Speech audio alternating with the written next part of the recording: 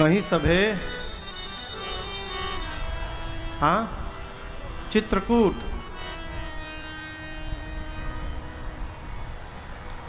चित्रकूट में भरत जी सबको लेकर पहुंचे। प्रभु ने सबको उचित स्थान प्रदान किया है। ज्येष्ठ पुत्र को पिता के निमित्त जो जो व्यवहार करना चाहिए, गुरुदेव ने रघुनाथ जी से आदेश पूर्वक कहा और प्रभु ने एक एक व्यवहार को पूर्ण किया है। कल आपसे निवेदन किया, भगवान के पास अयोध्या वासियों के आने के उपरांत 2 दिन बाद राम जी ने गुरुदेव भगवान वशिष्ठ जी से सविनय निवेदन किया, गुरुदेव आप पूरे परिवार को यहाँ पर लेकर आए। दरस परस हुआ, लेकिन ये जो जनता प्रजा आई है ये वन में रहने लायक नहीं है नाथ, इसलिए गुरुदेव आप कृपा करके आप इनको यहाँ से ले जाइए, मुझसे इनका दुख अब देखा नहीं जाता। यहाँ पर गुरुदेव भगवान कहते हैं, धर्म से तू करुणा अयना कसन कहु अस राम। लोग दुखित दिन दुई दरस देखी लहु विश्राम। गुरुदेव ने कहा, राम आप मर्यादा के रक्षक हैं, धर्म की मर्यादा के आप पालक हैं। आप ऐसा नहीं कहेंगे तो कौन कहेगा। लेकिन राम, आपके आने के बाद अयोध्या वासी बहुत दुखी हैं और जीवन में दुख ही प्रारंभ होता है आपसे वियोग के। जिसका आपसे बिछोह हुआ उसके जीवन का दुख कोई समाप्त करने वाला नहीं है। आपके पास आए हैं, सब सुखी हो गए हैं, कुछ दिन और रहने दिया जाए। राम जी ने कहा, जो आज्ञा गुरु जी। और यहाँ दर्शन करिए, गोस्वामी जी कहते हैं, अयोध्यावासी अयोध्या का विस्मरण कर दिए। क्यों? लोग जानते हैं कि अवध तहाँ जहाँ राम निवास। लोग ये जानते हैं कि अयोध्या अयोध्या नहीं है, जहाँ राम रहते हैं वो अयोध्या है। जब तक राम जी अयोध्या में थे तब तक वो अयोध्या थी। अब राम जी वन में आकर बैठे हैं तो आज से ये वन ही अयोध्या के समान हो गया है। इसलिए लोग अयोध्या का विस्मरण कर दिए। त्रिकाल संध्या संपन्न लोग खूब आनंद में हैं। भरत जी की स्थिति ठीक नहीं है। गोस्वामी जी कहते हैं, निसिन नींद नहीं भूख दिना, भरत बिकल सोचे सोच। नीच कीच बिच मगन जस, नहीं सलील ससो। भरत जी को न रात में नींद आ रही है न दिन में भूख लग रहा है। जिस प्रकार मछली जल में नहीं, मछली कीचड़ में फंस जाए तो कीचड़ की मछली मर भी नहीं पाती और जी भी नहीं पाती है। उसी दशा में भरत जी पहुंच गए हैं। एकांत में रात्रि में बैठकर सोचते हैं किस प्रकार से रघुनाथ जी का अभिषेक होगा। हम तो पूरा सामान लाए हैं, एक भी उपाय समझ में नहीं आ रहा है। कौशल्या मैया कहेंगी तो राम जी भैया मान जाएंगे ना, लेकिन राम जननी है कौशल्या जी, राम जननी हठ नहीं करेगी कभी। गुरुजी बोल देंगे तो हो जाएगा ना। गुरुजी को बोलना होता तो अयोध्या में नहीं बोल देते, गुरुजी भी नहीं बोलेंगे। फिर भरत जी सोचते हैं मन में, मैं बोलूं क्या? फिर कहते हैं, मैं किस मुंह से बोलूंगा? एक जुगति न मन ठहराने,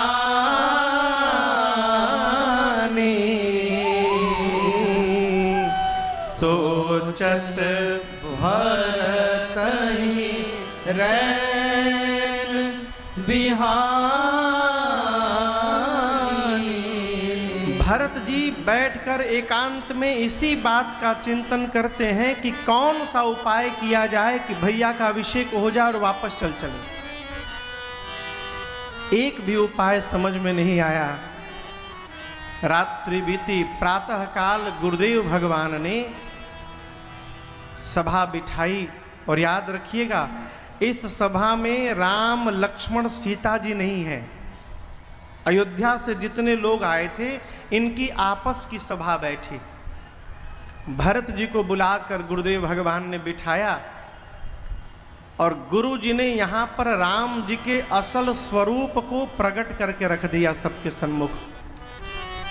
गुरु जी ने कहा, राम जी जीव नहीं है, धर्म धुरीना भानुकूल भानु, धर्म धुरीना भानुकूल भानु, राजा राम स्वबस भगवानो, राजा राम स्वबस भगवानो, सत्य संध पालक श्रुति से तो, सत्य संध पालक श्रुति से तो, सुनिए, राम जन्म जग मंगल है तो, राम जन्म जग मंगल है तो, राम जन्म जग मंगल है तो, राम जन्म जग मंगल है तो। गुरुदेव ने कहा, धर्म की धुरी को धारण करने वाले सूर्य वंश के सूर्य कौन? राम है। और राम जीव नहीं है। फिर राजा राम स्वबस भगवान।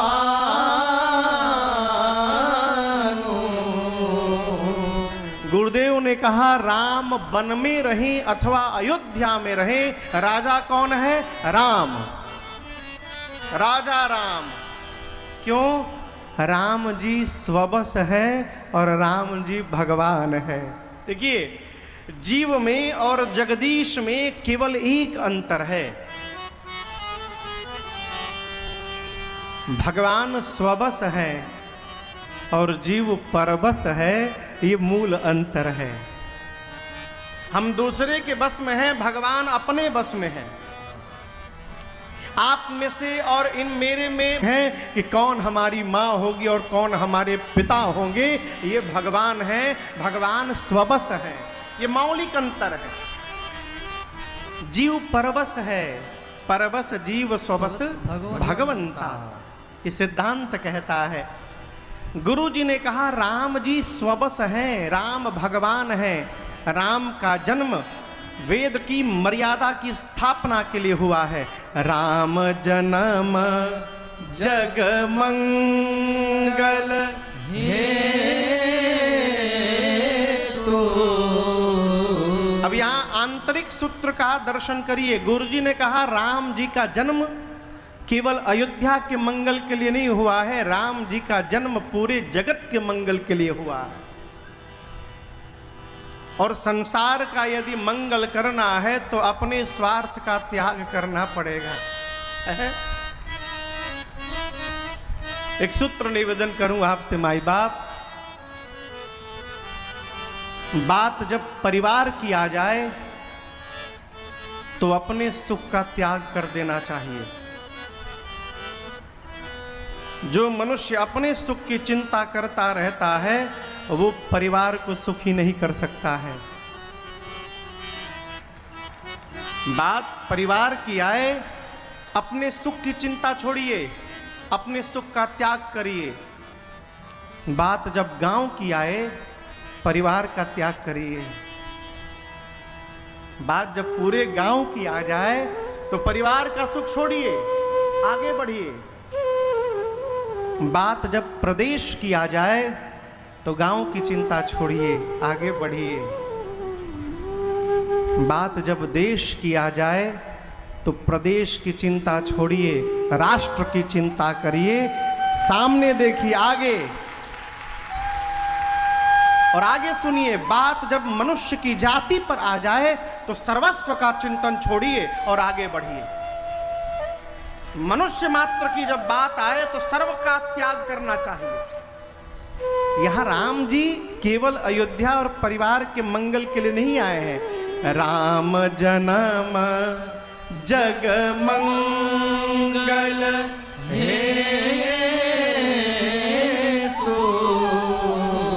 गुरुदेव ने कहा, देखो पूरी प्रजा ध्यान से सुने, ये मैं कह रहा हूं, रघुवंश पुरोधा बोल रहा हूं। राम जी की आज्ञा कौन कौन मानता है आप लोगों को पता है? ब्रह्मा, विष्णु, महेश, सूर्य, चंद्रमा, दिग्पाल, अग्नि, वरुण, कुबेर, पवन, पावक, जितने देवता दिग्पाल हैं सब रघुनाथ जी की आज्ञा का पालन करते हैं। मेरे से यदि आप लोग उपाय पूछ रहे हैं तो मैं यही कहूंगा, राखे राम रजाई रुख, हम सब कर हित हो। गुरु जी ने कहा कि राम जी की रजाई मतलब समझते हैं? रजाई माने ओढ़ने वाला रजाई ना, रजाई मतलब राज आज्ञा। राज आज्ञा कौन देगा? तो जो राजा होगा वो राज आज्ञा देगा। गुरु जी ने कहा राम जी की राज आज्ञा और राम जी की आंख देखकर यदि हम और आप व्यवहार करेंगे, इसी में हमारा और आपका सबका हित छिपा हुआ है। ये मेरे अनुसार करना चाहिए, मेरे अनुसार ये होना चाहिए। अब आप लोग बताइए क्या किया जाए? भरत जी बोले, गुरु जी आज तक रघुवंश की विपत्ति को आपने संभाला है गुरुदेव, और इस पापी भरत से उपाय पूछ रहे हैं, इससे बड़ा मेरा दुर्भाग्य क्या होगा है? गुरु जी ने कहा, भरत जी आपकी बात बिल्कुल सत्य है, लेकिन एक बात आपके सामने कहने में आज मुझे संकोच हो रहा है। भरत जी ने कहा, जो आज्ञा करिए गुरु जी। गुरु जी ने कहा, पुत्र बुद्धिमान वही होता है जो देखे सर्वस्व समाप्त हो रहा हो तो आधे में संतोष कर ले। अरध तजहि बुध सर्वस जाता। यदि जहां सर्वस्व समाप्त हो रहा हो तो आधे को बचा के संतुष्ट हो जाइए। क्यों? पूरे को बचाने जाइएगा तो जो आधा बच रहा है वो भी समाप्त हो जाएगा, कुछ बचने वाला नहीं है। अब इसका सीधा उदाहरण दीजिए। किसी को आपने उधार दे दिया 10,000 रुपया, उसने कहा था कि 15 दिन में लौटा दूंगा, 1 महीना में लौटाया नहीं। 1 महीने बाद वो फिर आया, आप सोचेंगे लगातार लौटावे आइल बा, और आकर बोले कि 5,000 रुपया और दे दीजिए, अगले हफ्ता लौटा दूंगा। अब आप सोचेंगे अगर मना कर दूंगा तो 10,000 डूब जाएगा। हाँ, दे दो 5,000, आप 5,000 और दे देंगे। पहले तो 10,000 डूब रहा था, अब 15,000 डूबेगा। अगली बार आएगा फिर 5,000 मांगेगा।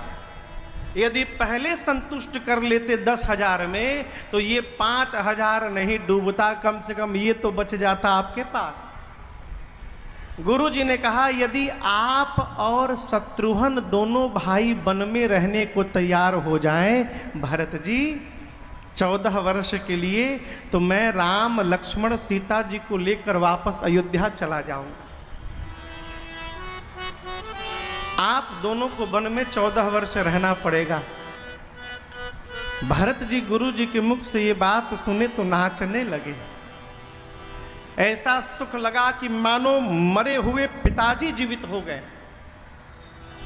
भरत जी नाचने लगे, प्रणाम करके बोले गुरुदेव यदि मेरे बन जाने से भैया वापस चले जाएंगे तो मैं 14 साल के लिए वन नहीं जाऊंगा गुरुजी, मैं जीवन भर वन में रहने को तैयार हूं, मैं अयोध्या लौट कर आऊंगा ही नहीं। कानन कराऊं जन्म भर वासो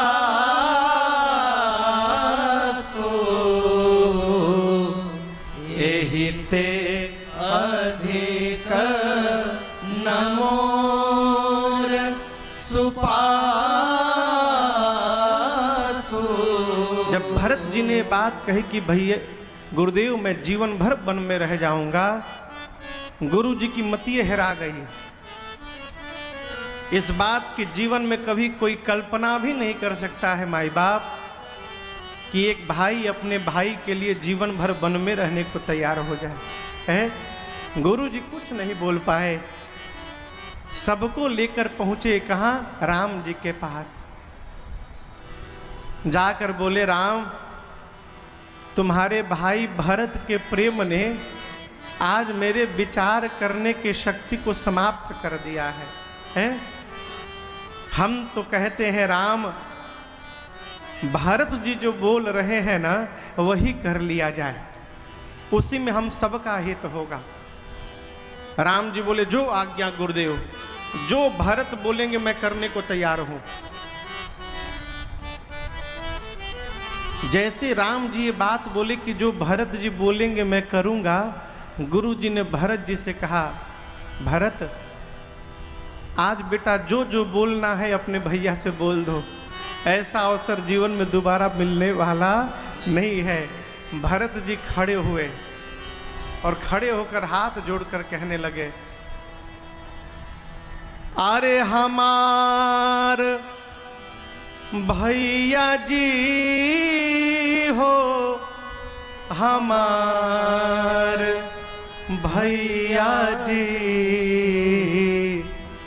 हमके बने रहे द घरे जा, हमार भैया जी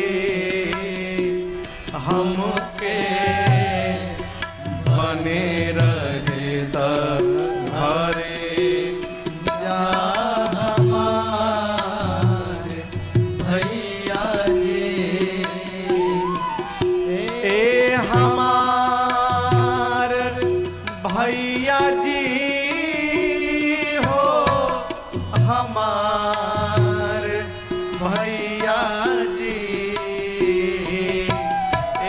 हमार भैया जी हो, हमार भैया जी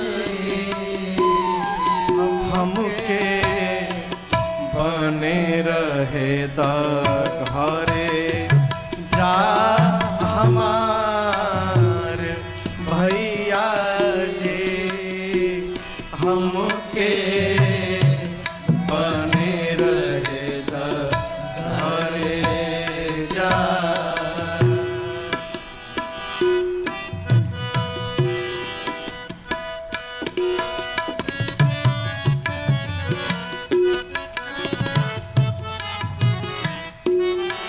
राम जी बोले कैसे रहोगे? शत्रुघ्न संग हम वन में रहब हरदम, शत्रुघ्न संग हम वन में रहब हरदम। राखी भाई के दुलार ए हमारे भैया जी राखी भाई के दुलार ए हमारे भैया जी हमके बने रहे घरे जा।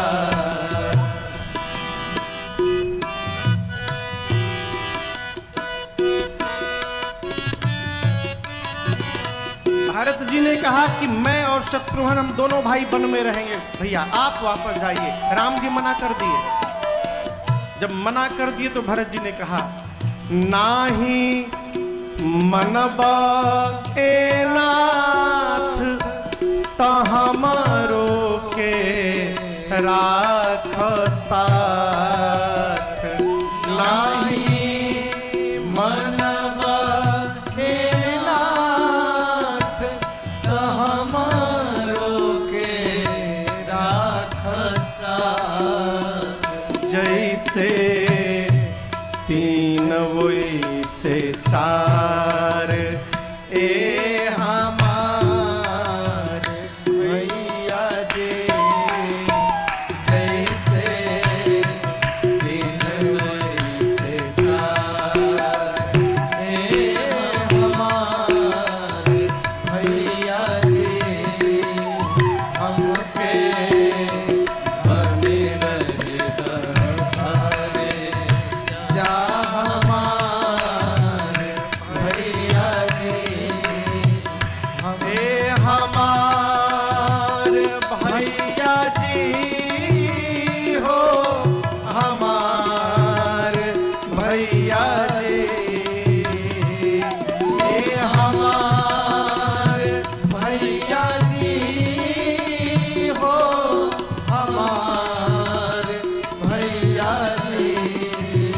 हमके बने रहे घरे जा हमारे भैया जी हमके बने रहे घरे जा हमारे भैया जी हमके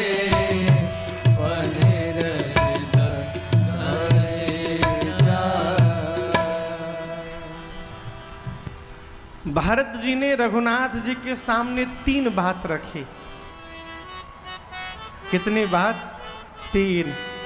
कहा प्रभु आप तीनों वापस लौटिए, हम शत्रुघ्न वन में रहेंगे। दूसरी बात, लक्ष्मण को वापस करिए, मुझे अपने साथ में रखिए। तीसरी बात, मैं लक्ष्मण शत्रुघ्न हम तीनों वन में रह जाएंगे। प्रभु आप मैया को लेकर वापस अयोध्या चले जाएंगे। तीन बात प्रभु। भरत जी ने जब ये तीन बात कही राम जी से तो रघुनाथ जी सोच में पड़ गए। और याद रखिएगा, हमारे किसी बात से हमारे श्रेष्ठ को कुछ कहने के पहले सोचना पड़ रहा है तो ये हमारे जीवन का दुर्भाग्य है। पिता को पुत्र से कहने के पहले सोचना पड़ रहा है कि कहीं कि ना कहीं ये पुत्र के जीवन का दुर्भाग्य है। राम जी जैसे सोच में पड़े, भरत जी को दिखाई पड़ा। भरत जी हाथ जोड़कर बोले भैया मैंने जो कहा भूल जाइए, मैंने कुछ नहीं कहा नाथ। जेहि विधि प्रभु प्रसन्न मन हो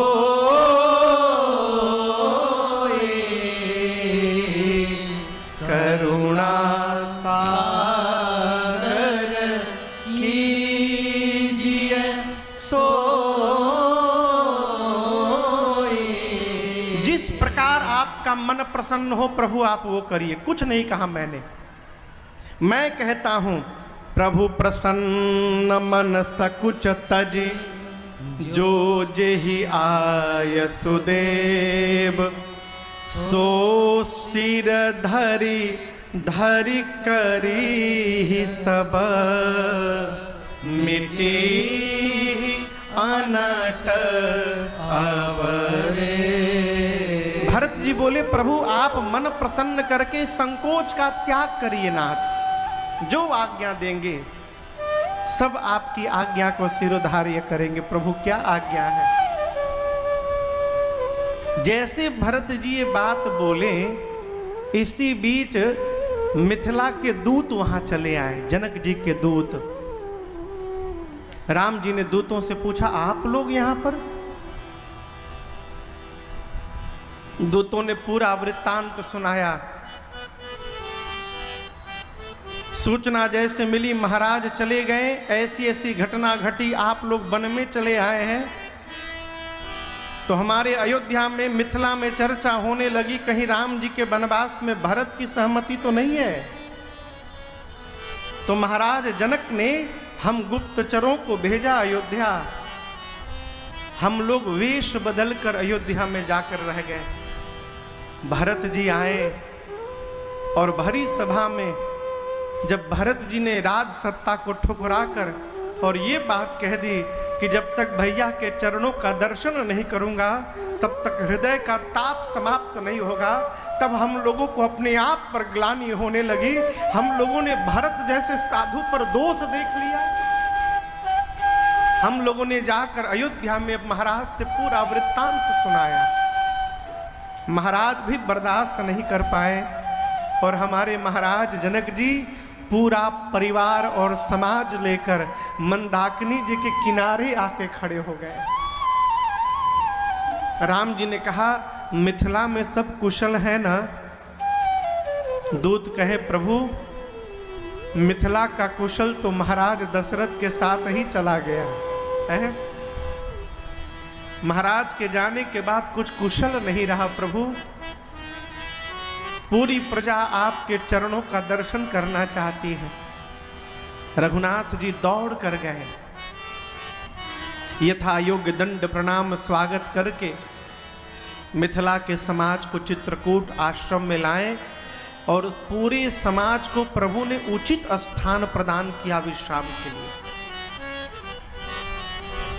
4 दिन बीता। कितने दिन? 4 दिन।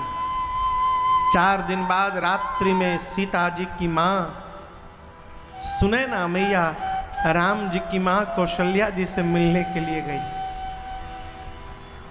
जिस कुटिया में वो गई उस कुटिया में केवल कौशल्या जी नहीं थी, कौशल्या मैया थी, कैकेयी मैया थी और सुमित्रा मैया भी थी। सुनैना जी गई, प्रणाम करके बैठी। यहाँ गोस्वामी जी कहते हैं कोई कुछ बोल नहीं रहा है, कोई कुछ नहीं बोला।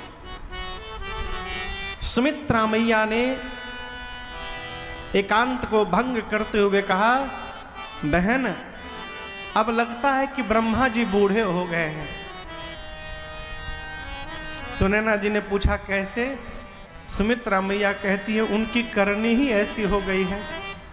कहिए हमारे घर में जो उत्पात किया है ब्रह्मा जी ने, उनका व्यवहार उसी प्रकार है जैसे कोई दूध के ऊपर जो पपड़ी जमती है उस पपड़ी को फाड़ कर और फिर वज्र के टाके से उसको सीलने का प्रयास करे।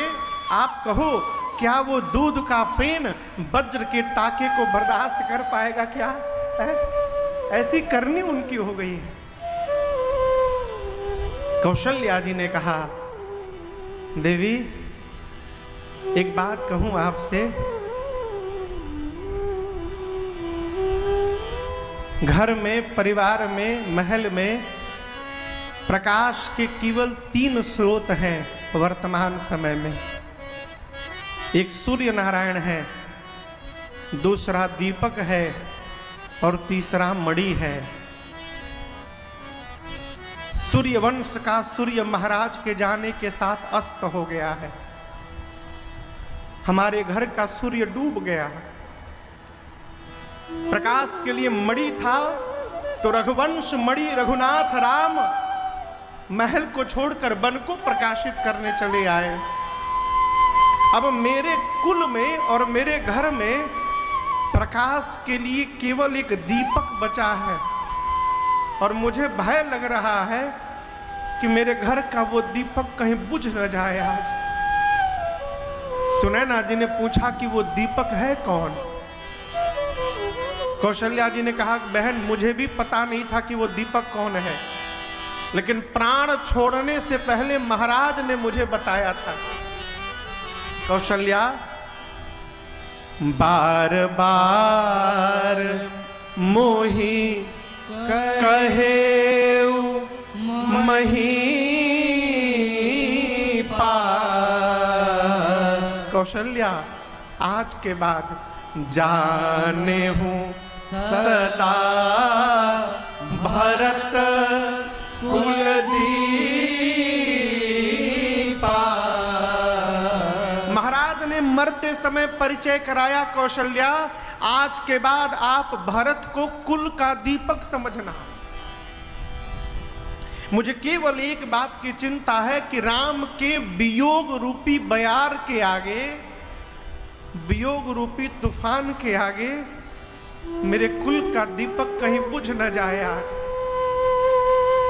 बहन जी, आप जनक जी से कहिए ना, महाराज के जाने के बाद अब जनक जी ही ना हमारे बच्चों के पिता के रूप में हैं।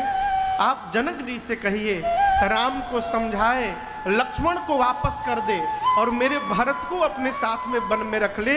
मुझे राम की चिंता नहीं है, मुझे अपने पुत्र भरत की चिंता हो रही है। राम के साथ नहीं रहेगा तो भरत प्राण का त्याग कर दे। जैसे कौशल्या, आप दर्शन करिए, भरत की चिंता भरत की मां नहीं कर रही है, भरत की चिंता रघुनाथ की मां कर रही है। मोरे सोच भरत कर भारी। सुनैना जी ने कहा, कौशल्या जी आप चिंता न करिए, ये जो कुछ भी घटना घट रही है श्री याज्ञवल्क ऋषि ने हम लोगों को पहले ही बता दिया था। राम जी बन जाएंगे, निशाचरों का अंत करेंगे, वापस लौटेंगे और पुनः रघुवंश के सिंहासन पर रघुनाथ ही स्थापित होंगे। ये याज्ञवल्क ऋषि ने पहले बता दिया है, आप बिल्कुल चिंता न करिए। समझाकर सुनैना जी कौशल्या मैया को वापस जाते समय सीता मैया को अपने साथ में लेके चले गए अपने खेमे में। और आप दर्शन करिए, किशोरी जी के विदा के बाद पहली बार जनक जी महाराज मेरी किशोरी मैया को देख रहे हैं। आज जिस बेटी को दुल्हन के रूप में सजा के महाराज ने विदा किया था, वही बेटी आज तपस्विनी के रूप में दिखाई पड़ी। महाराज रोए नहीं, दौड़कर महाराज मेरी किशोरी मैया को हृदय से लगाकर बोल पड़े, पुत्री पवित्र किए कुल तो,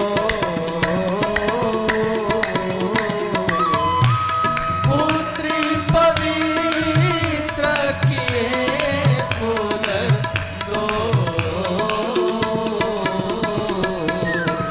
सुजस धवल जग कह सब को, सुजस धवल जग कह सब को, जीति सुर सरी कीरति सरी हो, जीति सुर सरी कीरति सरी को,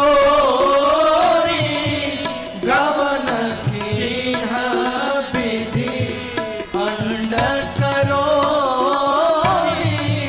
गवन कीन्ह विधि अंड करो,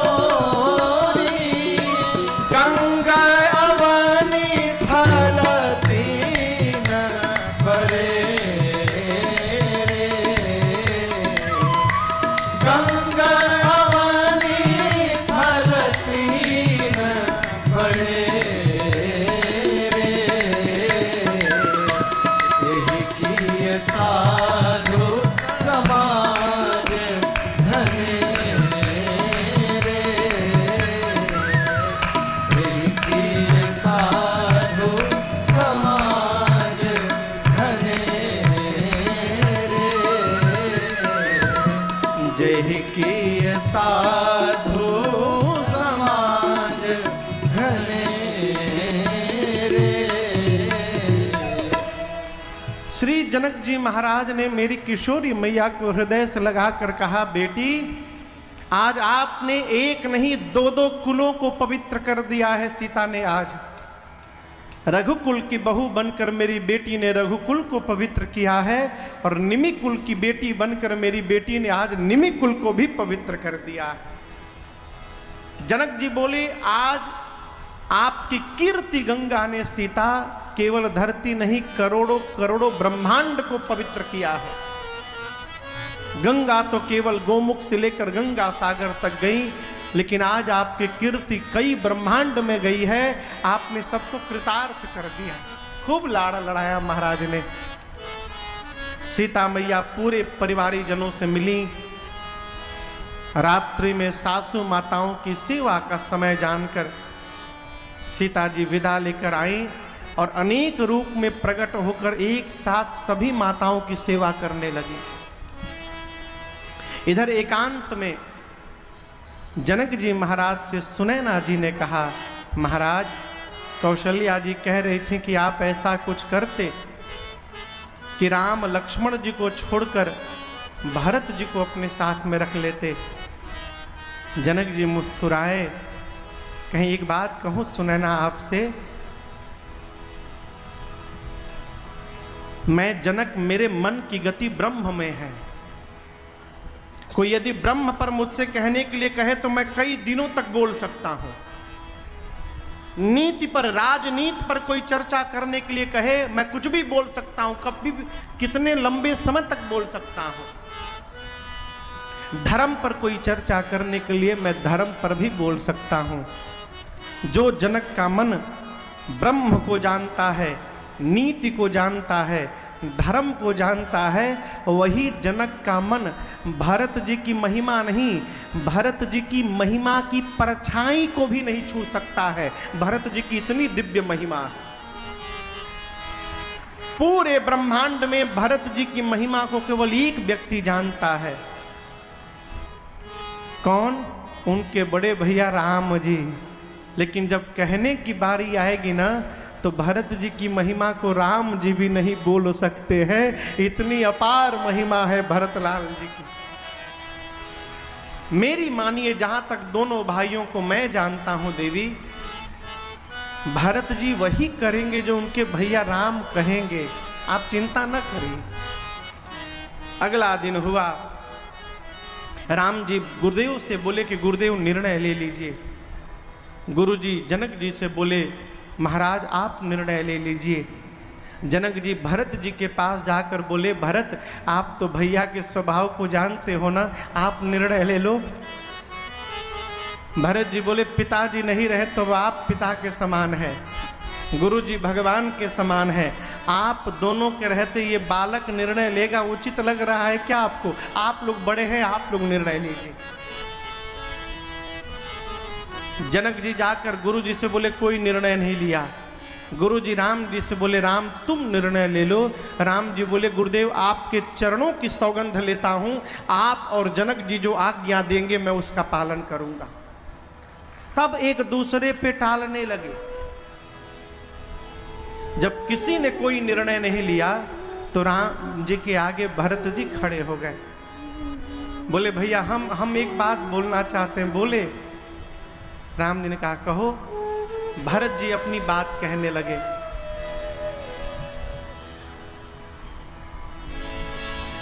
जहां नाथ रख दोगे, जहां नाथ रख दोगे, जब तक आप नहीं कहिएगा वहीं मैं रहूंगा, जहां ले चलोगे वहीं मैं चलूंगा, जहां ले चलोगे वहीं मैं चलूंगा, जहां नाथ रख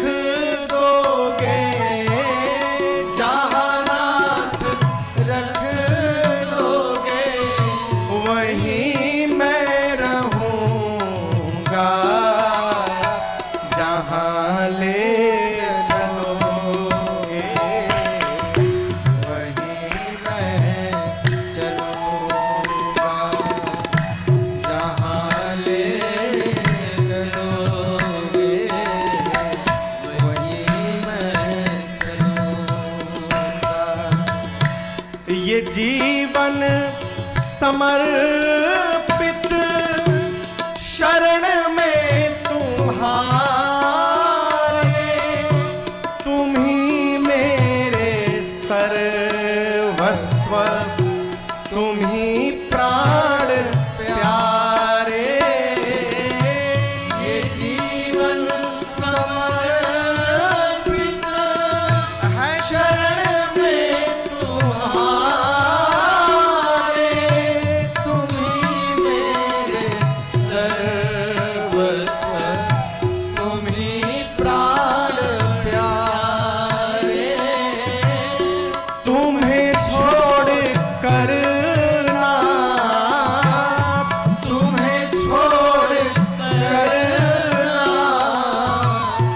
किससे कहूँ